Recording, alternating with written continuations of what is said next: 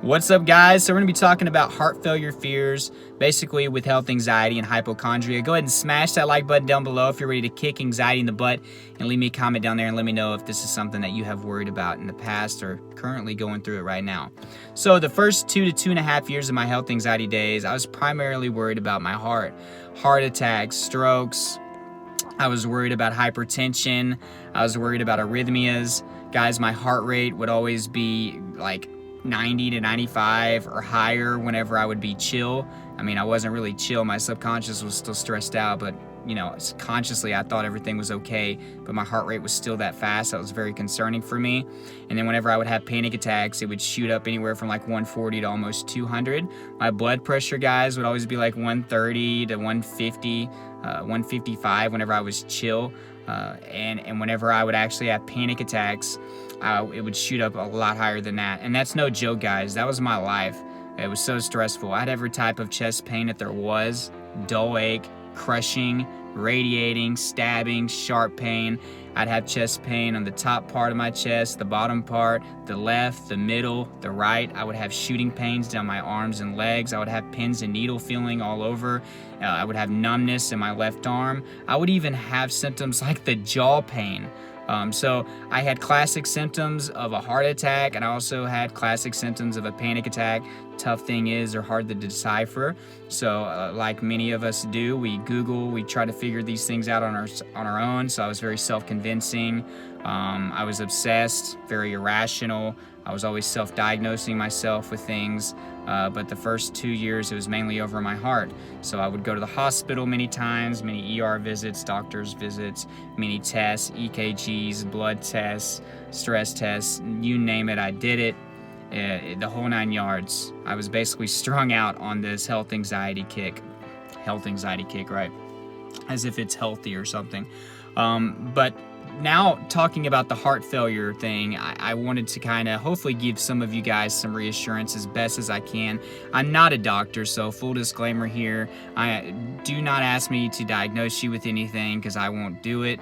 I'm going to tell you what I tell everybody, because everybody should go to the doctor, especially if you haven't, to go get your reassurance done and your testing. I would hate to tell somebody something dangerous or misinform them, but I'm not a doctor, okay? So don't take this word of advice and go to the doctor and get checked out for that. So as far as this heart failure thing goes, I told you that my heart rate was always super fast. Well, there were brief moments, either early in the morning or late at night, and occasionally during the day, where I would do this and check my pulse like I did over 50 times a day. That was a habit. I know many of you can relate. I was very good at checking my pulse. And instead of it being beep, beep, beep, beep, beep, beep, beep, beep, when I'm chilling, which is crazy, that was my heart, it'd be like beep, beep, beep. And I would start to freak out, ironically. I should have been chill. I should have been happy. I should have been like, wow, a moment of peace. But like many of us with hypochondria, we take a good thing and then we turn even something good into something bad. That shows you how serious health anxiety is. That shows you how serious, how powerful the negative mind is. This was a moment where I was actually chill and my subconscious was maybe chill, and I was fine. I could have built on that and improved my health anxiety much faster. But I always, ironically, got so worried and paranoid and freaked out whenever my heart would actually slow down. I'd be like, oh my God, this is it. My heart is finally going to succumb to the consequences of anxiety. All these days and weeks and months of having a fast heart rate and high blood pressure finally caught up to you, Trey. You should have gotten a hold of this a long time ago. Now your heart's failing. And I just have a normal heartbeat in the mid-60s to mid-70s. I even thought things were weird whenever it was in the low 80s. I still got worried. I know that sounds irrational, but that's how our brain is working. So guys, I've been there. You're not alone. Many of you will take to Google and look up symptoms, and you'll find out that, some of the symptoms could be low blood pressure. And you're thinking that, whenever your blood pressure is in like 117 or 120, that's too low, or even 110, that's too low, when in fact those are normal ranges.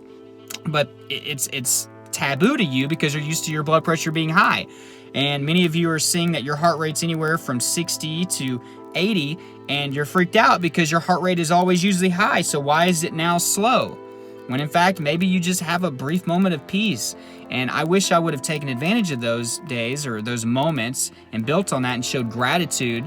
But instead, I was always freaking out and paranoid that I was dying. So my first piece of advice is to try to enjoy those moments and to not look at them as bad moments. It's easier said than done. But a lot of your peace of mind will actually come from getting all the testing and you're done at a doctor's appointment. Make sure you make an appointment. Guys, if you haven't made an appointment, what are you waiting on? Even if you think that there's something wrong, go. And I get that, like you don't want to go and find out that something is wrong with your heart or whatever. I definitely dealt with that too. But I wish somebody would have shown me some tough love and said, get over that and just go to the doctor. If it's bad news, you can get treatment and you'll probably be okay, or you can work towards being better or healthier. And probably you're not going to have anything wrong with you and you're going to get told that things are fine. You're going to get great reassurance and you can build on that. So go to the doctor, make an appointment. That's my first thing of advice. And second of all, if there's any kind of reassurance, and again, I'm not an expert or a doctor, okay? I don't replace that. This is just through my personal experience and what I've heard. With heart failure, most of the time, that's a long process. That takes a long time. People get on heart transplant lists. People can actually get treated, and some heart failure is actually reversible. It's not like an instant thing. Of course, technically, I guess you could say heart failure with a heart attack, yeah, but many of us are thinking of something other than a heart attack when our heart is slowing down. We think that it's just getting tired or worn out, the common kind of deal with people that go through heart failure. Your heart is just either getting enlarged or it's tiring out. This is a gradual process. So if this morning your heart was pumping real fast and you had a high heart rate and your blood pressure was up, you're not just now all of a sudden starting to experience heart failure. I just want you to know that. And again, I'm not a doctor. I'm not trying to tell anybody anything dangerous, but make sure that you go to a doctor if you've had any type of chest pains, if you've had any weakness, if you have trouble breathing, any of that. Please go to a doctor. I don't replace it, okay? I just know that many of the people that are watching this video right now suffer from health anxiety and they need to hear some type of reassurance, and I try my best to give you a little bit of that, okay, from my personal opinions, because I've been there. I feared the same things that you have feared. I felt many of the same things that you have felt. So guys, thank you so much for watching and tuning in for another video. I really love you guys. I love seeing you guys grow. I love seeing all the reassuring comments from you guys. It's been great. Down below in the description are where all my tips are. Some of you won't go down there and check them out, and then you ask me for them, whether that be in comments or through messages. I tell all of you guys, and maybe most people don't watch to the end of my videos, which is understandable, I guess, but I tell everybody that they're in the description. That is what I truly believe in. That's what I think works. Yeah, there are details to that, and I try to explain the details in my videos, but you need to start somewhere, and that starts with exploring your root causes of anxiety and then working on your lifestyle changes, and try to work on your mind a lot too. But that's all down there. It's a little bit more detailistic down there on some of the steps you need to be taking. My social media is down there, so be sure to check that out. Join all those. We don't even know how long YouTube is going to be around, if it keeps on crashing and keeps treating its creators like this. So I don't even know. I wish there were some better platforms out there that I could explore as well, but unfortunately there's not. So join on my social media in case one day crap hits the fan. Join the Facebook group for health anxiety and panic disorder, depression. Any type of anxiety disorder is welcome there. We are over 10,000 members strong. That's incredible. So please go join that group if you haven't. Try to see if there's anything I left out. There's BetterHelp Therapy. You get a week free trial. So if you haven't tried online therapy, please do it. It's something I didn't take advantage of, and this is actually cheaper, and you get that 1 week free, and it's just through an email sign up. It's quick and easy. You can do it from home on your couch, chilling at your desk. You can look at it on your PC or your phone. Like I'm talking to you, you could be talking to a therapist, and there's thousands of them to choose from. So why not try that out? Also, guys, you need to be journaling and meditating every day. So down below, there are 3 journals. So the first one is a meditation journal. That's going to help you learn how to meditate because there's tons of information. It's not just a straight up journal. It's going to show you actually how to meditate. So please check that out. and then you get to journal as well. So you can be doing both of those. Below that one, there is a morning journal, because it's all about how we start our day with anxiety. Do your morning journal early, first thing in the morning. That one's down there. It's amazing. I've done a review over that as well, so you can go find that in my uploads.